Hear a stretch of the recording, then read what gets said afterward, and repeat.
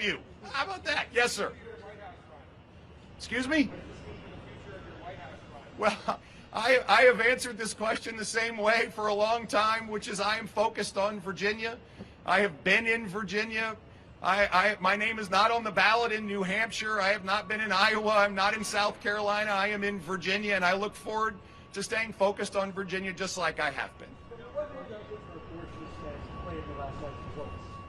Well, I actually think that when we look back at the results from last night, and people are going to slice and dice them in millions of different ways, I think there will be a lot of lessons. I think the number one lesson is that Virginia is really purple, and that going into these elections, we knew that they were going to be tough.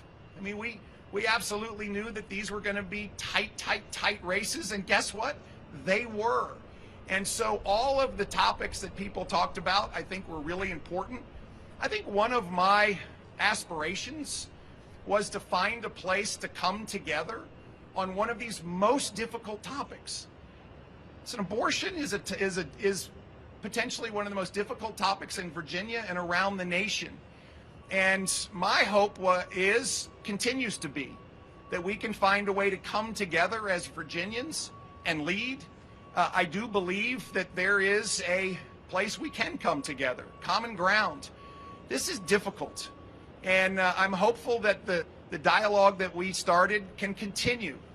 To be clear, over the last 2 years, we've had divided government, and we have found so many things to work on together that have propelled Virginia from a state that was so far behind. I mean, we were bottom third in job growth, and over the last 22 months, we are now number 3 in the nation in job growth. We have found a way to come together around funding education. We found a way to come together around supporting law enforcement. We found a way to come together around transforming behavioral health. And so these are areas that I know that we can continue to work on together, and that's what we've demonstrated. And so when we have difficult topics, we come together and find a way to move forward. And I guess I would just repeat that it requires all of us. It requires both houses and a governor. And I'm here. I'm not going anywhere. I'm here to continue to serve Virginians. We are not going to move forward. We're not going to move backwards. We're going to move forward.